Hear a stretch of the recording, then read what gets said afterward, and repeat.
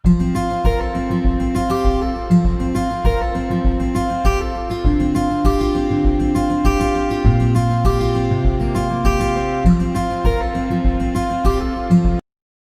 pagi bagi kita semua.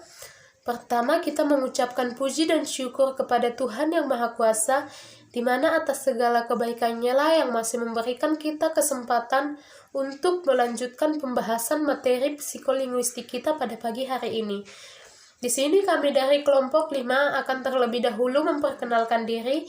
Saya Lestari Pasaribu dengan ujung NIM 032. Rekan saya Oktama Milendi dengan ujung NIM 029 dan Eva Yuliani dengan ujung NIM 037. Baiklah, langsung saja. Kelompok kami akan membahas mengenai produksi ujaran. Suatu komunikasi yang dilakukan oleh pembicara dan pendengar tentunya memiliki sebuah ujaran. Ujaran yang disampaikan oleh pembicara tersebut harus terlebih dahulu diproduksi agar makna yang dimaksud oleh pembicara tersebut dapat tersampaikan dengan jelas kepada pendengar. Untuk memproduksi ujaran tersebut, terdapat 4 langkah utama, yaitu yang pertama, tingkat pesan. Pada tingkat pesan ini, pembicara harus mengumpulkan nosi-nosi dari makna yang ingin disampaikannya. Maksudnya di sini adalah pembicara harus mengumpulkan kata-kata yang tepat agar sesuai dan mewakili makna yang akan disampaikannya. Yang kedua yaitu tingkat fungsional. Pada tingkat fungsional ini memberikan fungsi pada kata-kata yang telah dipilih. Pada tingkat fungsional ini memberikan fungsi seperti fungsi subjek, fungsi objek, fungsi predikat, atau fungsi keterangan pada kata-kata yang telah dipilihnya tadi. Nah, yang ketiga yaitu tingkat pemrosesan posisional. Pada tingkat pemrosesan posisional ini yaitu melakukan pengurutan pada fungsi-fungsi yang telah dipilih tadi, seperti fungsi subjek pada urutan pertama, fungsi predikat kedua, fungsi objek ketiga, dan fungsi keterangan keempat atau selanjutnya. Nah, yang keempat yaitu tingkat fonologi, yaitu menerapkan aturan fonotaktik bahasa yang bersangkutan.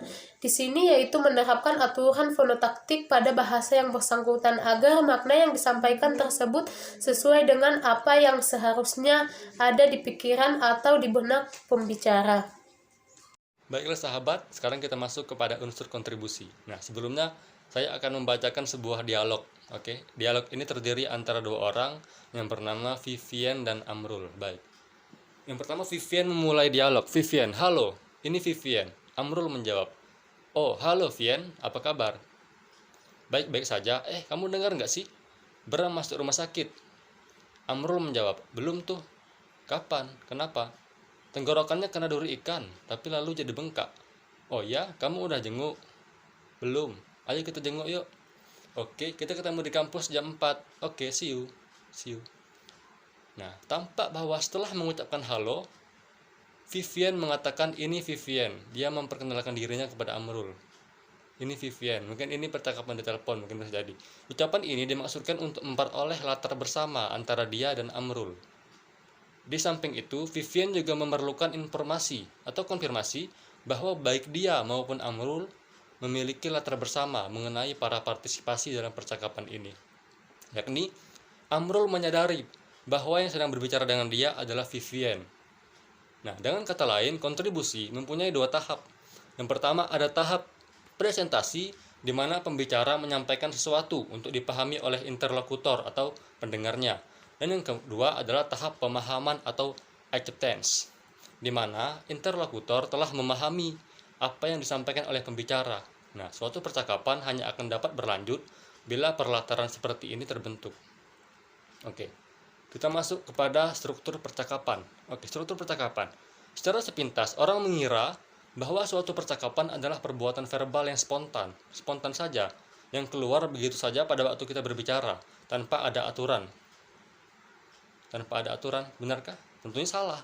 Kalau hal ini benar, maka dapat dibayangkan bahwa dalam suatu percakapan pasti akan terjadi tabrak-tabrakan. Betul? Ya betul saja pasti. Dalam giliran berbicara. Nah, dalam hal menunggu giliran berbicara, misalnya kita juga tidak boleh terlalu cepat merespon kalimat dari lawan bicara kita. Sebaliknya, kita juga tidak boleh diam lebih lama di luar batas normal. Kesannya autis. Betul. Berapa lama persisnya? Celah waktu itu belum dapat dipastikan. Tapi penelitian Beatty dan Barnard pada tahun 1979 menemukan bahwa jarak antara pembicara, berhenti, dan interlokutor mendengar, menjawab, atau menanggapi adalah 0,2 detik. Lebih pendek dari itu berarti interlokutor merespon terlalu cepat. Dan jika lebih lama dari itu, memunculkan kesenyapan, hening, sunyi, yang bisa mengakibatkan hal-hal tertentu mungkin. Asumsinya seperti itu. Nah, selanjutnya kita masuk kepada wacana monolog. Oke, wacana monolog. Berbeda dengan wacana dialog. Wacana monolog umumnya mempunyai satu partisipan, yakni orang yang berbicara atau menulis itu sendiri tentunya. Tentu saja wacana seperti ini tidak memiliki aturan yang sama dengan aturan untuk dialog. Pada monolog, orang umumnya mengikuti pola narasi tertentu. Dari segi informasi yang akan diberikan, orang memilah-milah mana yang layak dimasukkan dan mana pula yang kurang layak atau tidak layak dimasukkan. Nah, di samping pemilah-milahan seperti ini, kita juga harus menentukan sedetail mana kita mengatakan apa yang ingin kita katakan.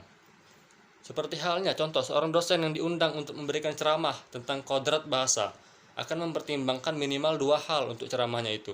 Apa saja? Pertama, jumlah waktu yang tersedia untuknya. Yang kedua, tingkat pengetahuan hadirin dalam bidang itu. Itu perlu dipertimbangkan. Seberapa jauh dan dalam dosen itu masuk ditentukan oleh 2 faktor ini. Karena kalau hadirinnya adalah mahasiswa tingkat doktor dan waktunya cukup lama, mungkin dosen ini bisa sedikit mendetail. Akan tetapi, kalau hadirinnya adalah mahasiswa tingkat sarjana, bahan ceramah seperti ini akan sulit untuk dipahami. Nah, faktor lain dalam wacana monolog adalah urutan penyajian, Seperti halnya kalau kita menarasikan suatu perjalanan ke A, B, dan C, maka akan sulit kalau kita loncat dari A ke C, lalu ke B, lalu ke A, kemudian ke C lagi. Itu akan sulit. Seperti halnya monolog, akan sulit untuk dimengerti. Nah, kemudian faktor terakhir adalah hubungan antara satu unsur dengan unsur yang lain atau koheren. Nah, keempat faktor ini akan mewujudkan suatu wacana monolog yang koheren tentunya, yakni serasi dari segi maknanya. Baik, kita masuk kepada perencanaan produksi kalimat. Setelah kita mengetahui apa yang ingin kita katakan, maka sampailah kita pada perencanaan produksi kalimat. Produksi, menghasilkan. Menurut Clark dan Clark, ada 3 kategori yang perlu diproses, yakni muatan proposisional, muatan ilokusioner, dan struktur tematik. Yang pertama ada muatan proposisional. Mari kita kupas. Pada kategori muatan proposisional, pembicara menentukan proposisi apa yang ingin dia nyatakan. Misalnya, seorang ibu yang menyuapi anaknya, mengunjungi orang sakit, menuai padi, atau apapun. Dalam proses ini, ada beberapa hal yang harus diperhatikan. Pertama, pemilahan peristiwa atau keadaan. Dalam suatu wacana yang akan terujar dalam bentuk kalimat-kalimat, kita memilah-milah peristiwa atau keadaan itu menjadi ihwal yang seolah-olah terpisah-pisah. Nah, seperti contohnya, kalimat ada seorang resepsionis, ada seorang pasien, resepsionis itu muda, pasien itu tua. Ini dipisah-pisah kalimatnya. Kemudian juga ada suatu kalimat seperti ini. Anak yang ketabrak itu dibawa ke rumah sakit, dokter bedah segera mengoperasinya. Ayahnya hanya bisa menunggu dan berdoa, sementara itu ibunya berkonsentrasi penuh. Nah, dari kalimat yang barusan saya ujarkan, dari wacana ini, orang tidak akan cepat mengira bahwa dokter bedah tadi adalah ibu dari anak yang ketabrak tadi. Pengertian itu muncul karena kita mempunyai asumsi bahwa dokter bedah umumnya adalah pria. Walaupun di kalimat tertulis, ibunya berkonsentrasi penuh. Tapi kita tidak terpikirkan kalau ibunya ini adalah dokter, karena di asumsi kita umumnya, dokter bedah itu seorang pria, seperti itu. Karena itulah maka kadang-kadang orang melanggar prinsip kesederhanaan dengan mengatakan, misalnya, dokter bedah di sini bukan pria, dokter bedah di sini wanita. Tidak lazim tentunya. Nah, baik, kita langsung saja masuk kepada muatan ilokusioner. Setelah muatan proposisional ditentukan, pembicara menentukan pula muatan ilokusioner. Apa itu? Yakni makna yang akan disampaikan itu akan diwujudkan dalam kalimat yang seperti apa. Di sini, peran tindak ujaran muncul. Suatu maksud dapat dinyatakan dengan kalimat representatif atau kalimat direktif. Dalam konteks rencana bepergian, berikut contohnya. Kenapa nggak berangkat sekarang saja? Bukanlah suatu pertanyaan, tapi suatu ajakan. Seperti itu. Kemudian ada contoh kalimat berikutnya. Begitu juga kalau kita seandainya meminta rokok, ini seandainya kita minta rokok kepada seorang, ada dua contoh kalimat. Ada rokok enggak? Atau beri aku rokok. Umumnya kita menggunakan yang pertama, ada rokok enggak? Kita basa-basi dong. Ya kan? Betul. Mungkin kalian ini merupakan kalimat tanya, bukan kalimat permintaan. Itu yang umumnya kita lakukan. Dan juga contoh berikutnya, suatu maksud dapat dinyatakan dengan berbagai cara. Suatu maksud, berbagai cara kita memang bisa mengatakannya, tapi tergantung konteks dan orang yang kita ajak bicara. Seperti halnya contoh berikut, untuk mengundang seorang datang ke pesta, orang dapat memakai salah satu kalimat berikut. Ini ada 4 contoh kalimat. Yang pertama, Pak, kami ingin mengundang Bapak untuk satu. Contoh kedua, bila Bapak kebetulan ada waktu, kami ingin Bapak datang ke. Contoh tiga, bisa nggak Pak datang? Contoh keempat, datang dong Pak ke. Pembicara mempunyai banyak pilihan cara untuk mengungkapkan apa yang ingin disampaikan. Cara mana yang dipilih dapat dipengaruhi oleh berbagai faktor yang umumnya berkaitan erat dengan kedudukan sosial, perbedaan umur, hubungan kekerabatan, dan derajat keakraban antara pembicara dengan interlokutornya. Nah, pada contoh kalimat di atas, misalnya, bisa nggak Pak datang? Nggak formal, tapi mungkin saja diucapkan oleh mahasiswa kepada dosennya kalau hubungan mereka dekat. Bisa nggak Pak datang ke pesta saya? Bisa nggak Pak? Datang dong Pak ke ulang tahun saya. Kalau hubungan mereka dekat, tidak akan menjadi suatu masalah. Namun kalau Anda mahasiswa semester 1, bersiaplah. Oke, sekian dari saya. Baiklah, saya akan melanjutkan materi dari rekan saya mengenai perencanaan produksi kalimat. Yang ketiga, yaitu struktur tematik. Struktur tematik ini berkaitan dengan penentuan berbagai unsur yang kaitannya dengan struktur gramatikal ataupun semantik di dalam suatu kalimat. Nah, di sini pembicara akan menentukan mana subjek dan mana objek. Pemilihan ini akan menentukan apakah kalimat yang diujarkan seseorang itu adalah kalimat aktif ataupun kalimat pasif. Nah, contohnya. Contoh yang pertama yaitu Tiono mencari buku itu, dan contoh yang kedua yaitu buku itu dicari oleh Tiono. Nah, meskipun tampaknya sama antara kedua contoh tersebut, namun contoh itu berbeda. Mengapa berbeda? Apabila kita memilih contoh yang pertama, yaitu Tiono mencari buku itu. Nah, di dalam kalimat itu kita beranggapan bahwa Tiono itu mengandung informasi lama, sedangkan informasi barunya yaitu yang sedang disampaikan adalah mencari buku itu. Sebaliknya, apabila kita memilih contoh yang kedua, kalau informasi lamanya itu yaitu buku itu, dan sebaliknya, yang sedang dicari itu adalah Tiono, atau yang sedang mencari itu adalah Tiono, atau buku itu sedang dicari oleh Tiono. Pemilihan subjek dan kalimat aktif atau pasif dapat mempengaruhi makna. Nah, contohnya yaitu yang pertama, Tuti sedang menyuapi anaknya, dan contoh yang kedua, anaknya sedang disuapi oleh Tuti. Nah, kalau anak yang sedang disuapi itu adalah anaknya Tuti, maka contoh yang pertama itu adalah yang benar, yaitu Tuti sedang menyuapi anaknya. Kalau dijadikan pasif, maka seperti contoh yang kedua, yaitu anaknya sedang disuapi oleh Tuti, maka artinya akan berubah. Nah, bentuknya pada contoh anaknya sedang disuapi oleh Tuti tidak dirujuk lagi kepada Tuti. Kemudian, perencanaan produksi konstituen. Setelah perencanaan kalimat selesai dibuat, turunlah si pembaca ke tataran konstituen yang membentuk kalimat itu. Di sini dipilihlah kata yang maknanya tepat seperti yang dikehendaki oleh pembicara. Seandainya referennya adalah seorang pria, maka kalau dia benci orang itu, pemilihan kata yang mungkin diucapkan yaitu si brengsek atau si bajingan dan lain sebagainya. Sebaliknya, apabila si pembicara itu pengagum pria itu, Bisa saja pilihannya yaitu si tampan, si baik, dan lain sebagainya. Dengan demikian, dapat dicontohkan sebagai berikut.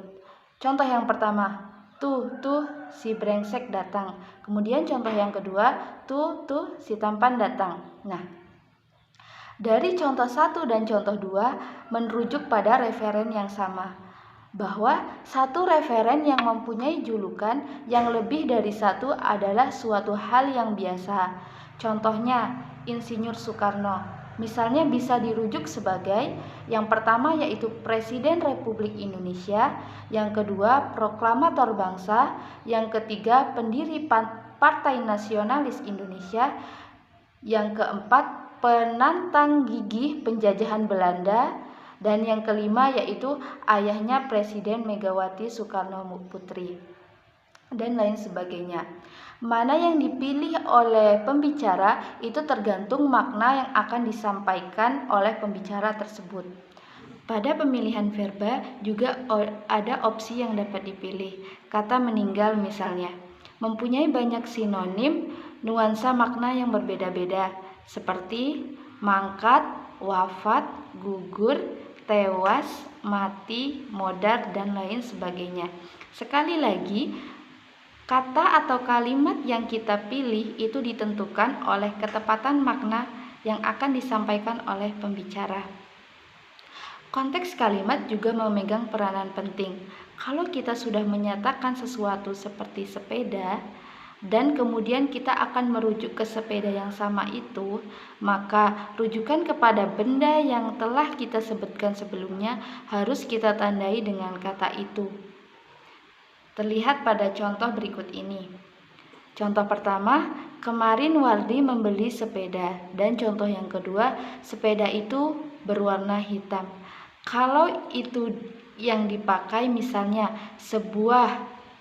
sehingga terbentuklah kalimat sebuah sepeda baru berwarna hitam dan bukan sepeda itu. Maka kita tidak sedang berbicara tentang sepeda yang baru saja dibeli oleh Wardi. Kalau yang kita rujuk adalah bagian yang wajib dari sepeda itu, misalnya sedel, ban, atau rantai, maka yang dipakai itu bukan itu, tapi nya, seperti pada contoh berikut ini. Sedelnya sudah tua, bannya masih bagus, rantainya agak kendur. Nah, dalam bahasa kita rujukan kepada benda yang unik seperti bulan, matahari adalah tanpa itu atau nya. Sebaliknya, jika di dalam bahasa Inggris benda yang unik justru malah harus ditandai dengan the. Jadi, meskipun kita berbicara tentang matahari, bulan, atau yang lainnya, sebelumnya tetap saja benda itu harus disertai dengan kalimat the. Dalam bahasa Indonesia, malah justru tidak boleh. Bandingkan contoh 1 dan contoh 2. Contoh 1, the sun rise in the east. We can see the moon from here. Nah, contoh 2, matahari terbit di timur. Kita bisa melihat bulan dari sini.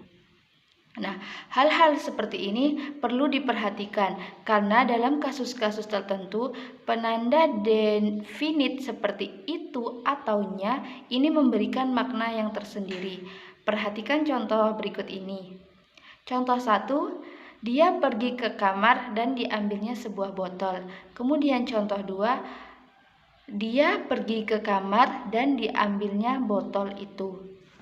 Nah, penjelasan dari contoh 1 dan contoh 2 yaitu pada contoh 1 tersirat pengertian bahwa di kamar ada lebih dari satu botol dan dia mengambil salah satu dari botol itu. Kemudian pada contoh yang kedua di kamar itu hanya ada satu botol dan botol itu secara mental teridentifikasi sebelumnya. Pemilihan kata sebuah ataupun itu oleh pembicara ditentukan oleh pengetahuan dan asumsi seperti ini. Pemilihan kata kadang-kadang juga ditentukan oleh prinsip-prinsip keberbedaan atau distinguishability principle. Bila ada dua referen atau lebih yang wujud fisiknya berbeda, maka kita akan memilih kata yang fitur semantiknya berbeda dari kedua benda itu. Pembicara juga cenderung untuk memilih kata yang memiliki derajat kemanfaatan yang optimal atau optimal level of utility, kecuali apabila ada tujuan khusus tertentu. Perhatikan contoh semantik berikut ini. Binatang itu terbagi menjadi dua, kaki 4, kaki 2. Kemudian yang kaki 4 itu ada anjing, dan anjing ini terbagi beberapa bagian lagi, yaitu anjing kampung, herder, doberman, dan lain sebagainya.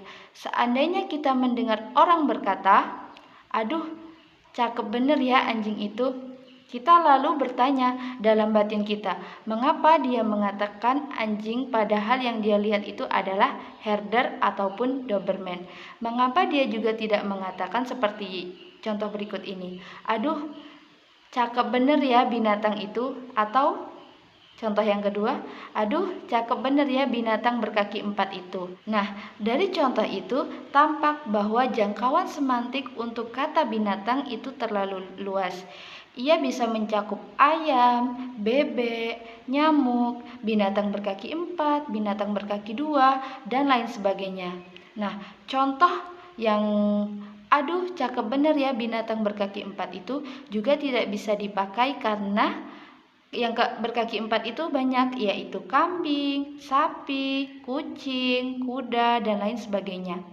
Anjing kampung, herder, doberman, atau macam anjing yang lain adalah terlalu khusus.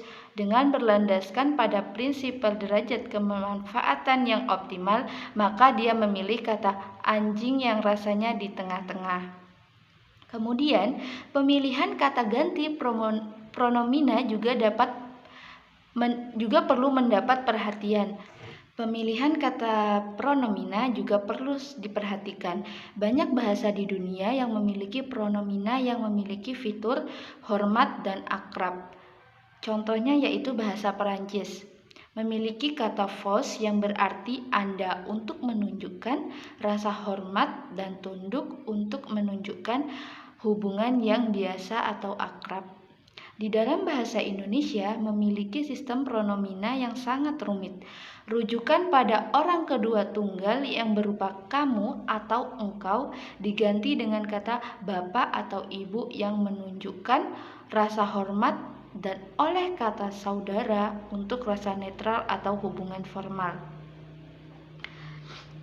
Faktor yang menentukan kata mana yang dipilih umumnya adalah kedudukan sosial, umur, hubungan kekerabatan, dan keakraban. Seseorang yang berkedudukan sosial tinggi tidak dirujuk dengan kata kamu atau engkau, tetapi dengan kata bapak ataupun ibu. Begitu juga orang-orang yang lebih tua dari pembicara. Sebaliknya, orang tua dapat memakai kata-kata ini kepada anak mereka. Kata bapak atau ibu juga dipakai bila hubungan antara pembicara dan lawan bicaranya bukan hubungan sejak kecil atau bukan hubungan akrab. Dalam masyarakat kita, hubungan kekerabatan juga merupakan faktor penting. Anak misalnya tidak akan memakai kata kamu atau engkau kepada orang tuanya. Faktor kedudukan sosial, umur, dan kekerabatan dapat menihilkan oleh faktor keakraban.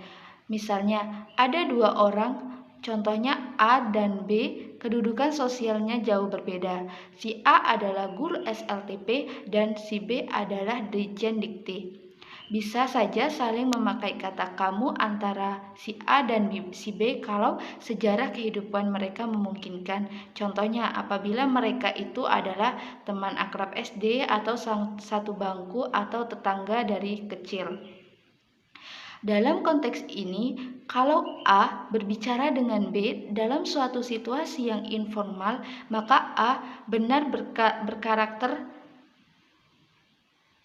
B yang tidak sombong. dia akan berani memilih kata-kata kamu ataupun bukan bapak atau ibu. Untuk bahasa yang memiliki sistem honorific seperti bahasa Jawa, Sunda, Bali, rasa hormat ini tidak hanya diwujudkan pada kata ganti pronomina saja, tetapi juga pada verba atau kata-kata yang lain. Katakanlah kita mempunyai 2 orang Jawa, A dan B, yang tinggal di Yogyakarta. Dan si A ini adalah pengangguran yang tinggal di suatu desa, sedangkan si B yang jauh lebih tua itu menjadi kepala desa di kampung itu. Pada waktu A berbicara dengan B untuk menanyakan B mau pergi kemana, pilihan kata-kata A seperti terlihat pada contoh berikut ini. Bapak badhe tindak pundi, artinya Bapak akan pergi kemana, di mana kata bade, tindak, dan pundi adalah semuanya kata-kata kromo inggil dalam bahasa tinggi pada bahasa Jawa. Kalau pembicaranya B, maka memungkinkan contoh berikut ini. Kowe arep lunga nyandi, artinya sama, yaitu kamu mau pergi kemana. Di sini tampak bahwa proses mental yang terjadi pada 2 orang ini menghasilkan bentuk leksikal yang berbeda-beda. Bagi si A, bentuk leksikal yang direftif dari memori dia adalah bapak untuk Anda, bade untuk akan, tindak untuk pergi, datang untuk ke, dan pundi untuk mana. Sebaliknya, apabila B sebagai orang tua dan luras desa itu meretrieve kowe arep lunga nyang endi. Wujud kalimat dalam bahasa yang berhonorifik seperti bahasa Jawa ini biasa menjadi lebih rumit lagi karena faktor yang berpengaruh bisa tumpang tindih. Kalau A adalah anak muda tetapi status sosial dia adalah direktur suatu perusahaan dan B adalah kepala bagian tetapi dia juga mertua dari A, maka di sini terjadi semacam konflik parameter. Dari usia dan status kekerabatan, A berbahasa harus hormat kepada B, yaitu mertuanya. Sedangkan dari segi sosial, dia berhak untuk bahasa yang tidak harus kromo inggil. Begitu juga si B. Sebagai mertua, dia bawahan si A, dia wajib menghormatinya. Dalam hal seperti ini, jalan melingkar sering diambil kepada menantunya yang juga bosnya dia. B akan berkata seperti pada contoh berikut ini. Kono arep tindak nyandi, yang artinya situ mau pergi kemana, di mana dia menghindar dari pemakaian kata dasar koe yang artinya kamu maupun kata hormat panjenengan. Dia memilih memakai kata kono yang sebenarnya berarti di situ untuk di satu pihak memberikan rasa hormat kepada bosnya, tetapi di pihak lain juga mempertahankan posisinya sebagai mertua. 3. Hubungan antara komprehensi dan produksi. Orang dapat meretrieve kata hanya bila dia telah menyimpan kata itu dalam memori dia sebelumnya. Dengan kata lain, suatu kata dapat diproduksi hanya bila dia ada komprehensi sebelumnya. Karena itu, masalah produksi tidak dapat dilepaskan dari komprehensi. Bahkan, dalam penelitian-penelitian yang mutakhir, terutama oleh psikolog dari kelompok koneksionis, yaitu Bock dan Lieven pada tahun 1994, Bock dan Griffin pada tahun 2000, menyatakan bahwa produksi merupakan cermin balik dari komprehensi dengan tambahan proses-proses tertentu. Pada komprehensi, orang menerima input untuk kemudian disimpan ke dalam memori. Pada produksi kata, yang disimpan itu dicari kembali untuk kemudian diucapkan. Untuk mencari kata itu tentunya diperlukan proses eliminatif dengan memanfaatkan fitur-fitur yang ada pada kata itu, baik fitur semantik, sintaktik maupun fonologisnya. Mengujarkan apa yang dicari itu sebenarnya tidak selamanya lancar. Kadang kita harus berhenti untuk mencari kata yang tepat. Kadang kita keluar dari ucapan yang keliru. Hal-hal seperti ini akan dijelaskan pada pertemuan selanjutnya yang akan dijelaskan oleh kelompok 6. Baiklah, sekian materi yang dapat saya dan kelompok kami sampaikan. Saya ucapkan terima kasih. Baiklah teman-teman, kita akan memasuki sesi tanya jawab. Di sini kelompok kami akan menjawab pertanyaan-pertanyaan yang telah dikirim oleh teman-teman sebelumnya. Di sini saya akan menjawab pertanyaan yang pertama dari saudari Desriani. Pertanyaannya, pada bagian unsur latar bersama, apakah maksud dari kalimat konsep latar bersama merujuk pada anggapan bahwa baik pembicara maupun interlokulatornya sama-sama memiliki prasuposisi dan pengetahuan yang sama? Maksudnya di sini adalah seperti yang telah kita bahas sebelumnya, bahwa dikatakan latar bersama itu adalah pengetahuan-pengetahuan yang sama antara si pembicara dengan lawan bicara. Jadi maksudnya latar bersama di sini adalah yaitu pengetahuan seperti yang terdapat dalam contoh bahwa pengetahuan Vivien dan Amrul, mereka memiliki pengetahuan yang sama, yaitu pengetahuan bahwa Bram sedang dalam keadaan sakit. Dan pertanyaan yang kedua yaitu dari saudara Dayat dengan pertanyaannya, contoh kalimat dari penjelasan hubungan antara komprehensi produksi. Kita telah mengetahui bahwa komprehensi produksi yaitu suatu kalimat yang telah diketahui maknanya, yang telah terlebih dahulu disimpan di dalam memorinya kemudian diproduksi kembali. Nah, di sini contoh kalimatnya itu seperti contoh yang terdapat dalam makalah kita, yaitu Tutiek sedang menyuapi anaknya. Si pembicara telah mengetahui makna yang terdapat dalam kalimat ini, dan sebelumnya dia telah menyimpan dalam memorinya, kemudian dia menyampaikannya kembali. Sekian dari saya, kemudian dilanjutkan oleh rekan saya. Baik, di sini saya akan mencoba menjawab pertanyaan dari saudara Fikri. Pertanyaannya adalah, pada makalah Anda dalam subbab perencanaan produksi wacana, di sana terdapat pernyataan bahwasanya dialog maupun monolog mempunyai aturan yang rumit umumnya untuk diikuti orang. Nah, aturan yang rumit seperti apa? Maksud kelompok kami seperti itu ya. Jadi saya akan mencoba menjawab. Sebelumnya saya akan menjelaskan kembali bahwa wacana terbagi menjadi dua macam, yakni wacana dialog dan monolog. Nah, perbedaan utama antara dua macam ini terutama terletak pada ada tidaknya interaksi antara pembicara dengan pendengar. Pada dialog, ya sama-sama kita ketahui terdapat paling tidak ada dua pelaku di dalam dialog, yakni si pembicara dan juga yang diajak berbicara atau pendengar. Adapun pada monolog hanya ada satu pembicara. Nah, untuk menjadi pelaku dari wacana dialog ataupun monolog terdapat aturan rumit. Dalam tanda kutip rumit. Nah, rumit di sini sebenarnya apa? Apa rumit itu? Sebenarnya rumit di sini bukanlah suatu hal yang memusingkan, maksud kami ya. Akan tetapi dalam melakukan tindak wacana tersebut ada banyak hal yang perlu kita penuhi. Maka di makalah kami analogikanlah sebagai suatu hal yang rumit karena mereka banyak peraturan agar mencapai suatu tujuan di dalam wacana ini.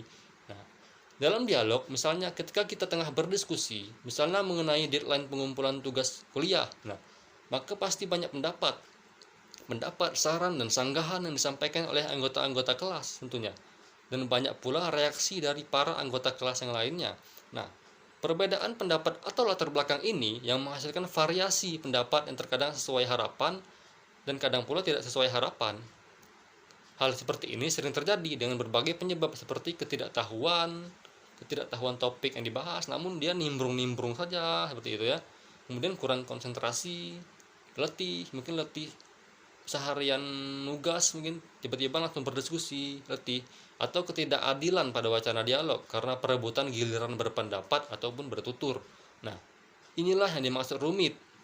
Rumit tadi, sebuah wacana dialog haruslah berkaitan, jelas, tidak bertele-tele, dan disampaikan dengan cara yang benar, sehingga mencapai tujuan dari wacana tersebut.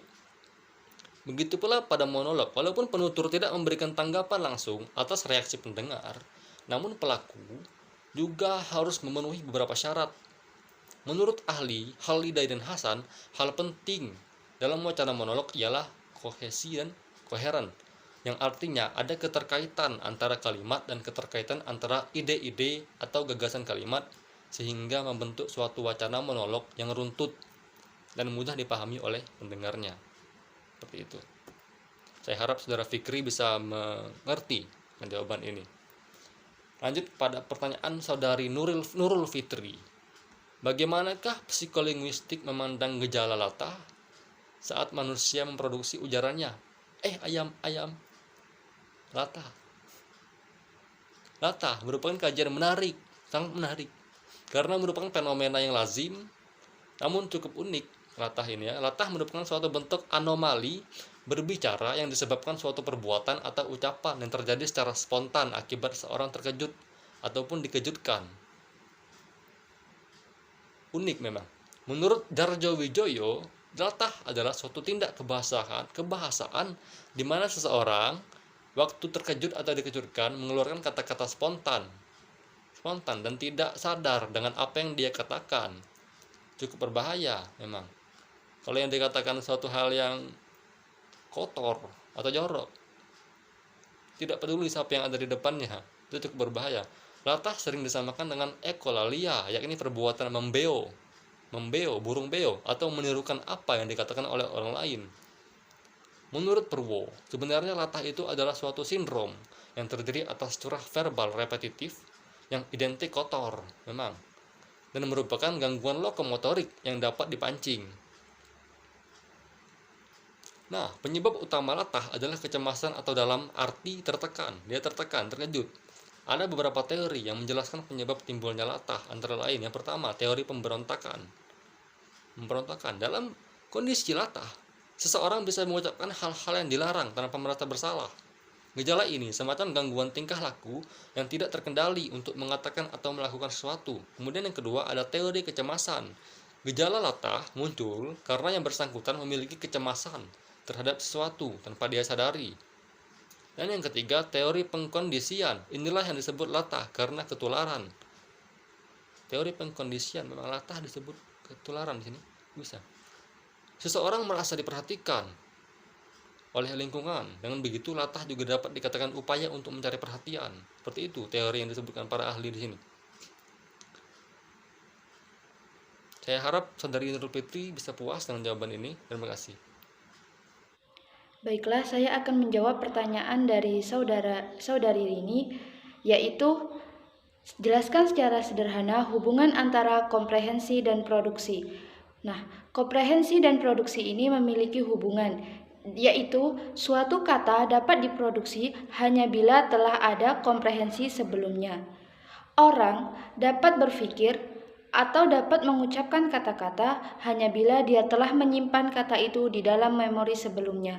Karena itu, masalah antara produksi dan komprehensi tidak dapat dipisahkan. Terima kasih. Baiklah, saya akan menjawab pertanyaan terakhir dari saudari Lisa, yaitu bagaimana cara memilih makna dengan tepat. Nah, memilih makna itu sendiri tergantung kata atau kalimat apa yang akan kita gunakan. Nah, ada beberapa pemilihan verba yang akan dijadikan opsi sebagai makna yang akan kita pilih.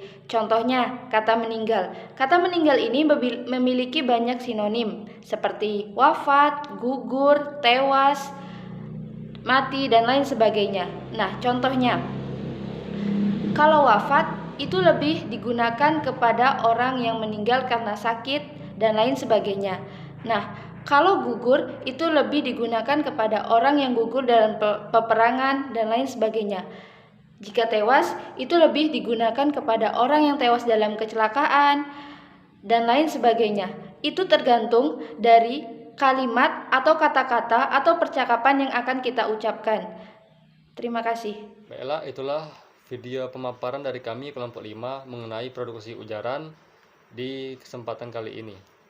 Semoga dapat bermanfaat dan juga berguna bagi teman-teman. Semoga teman-teman mengerti apa yang telah kami sampaikan, dan apabila ada kesalahan kata ataupun kesalahan ekspresi, sikap, segala macam kami di dalam video, kami mohon maaf sebesar-besarnya.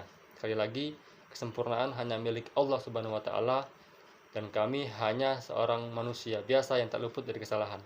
Terima kasih, sekian. Assalamualaikum warahmatullahi wabarakatuh.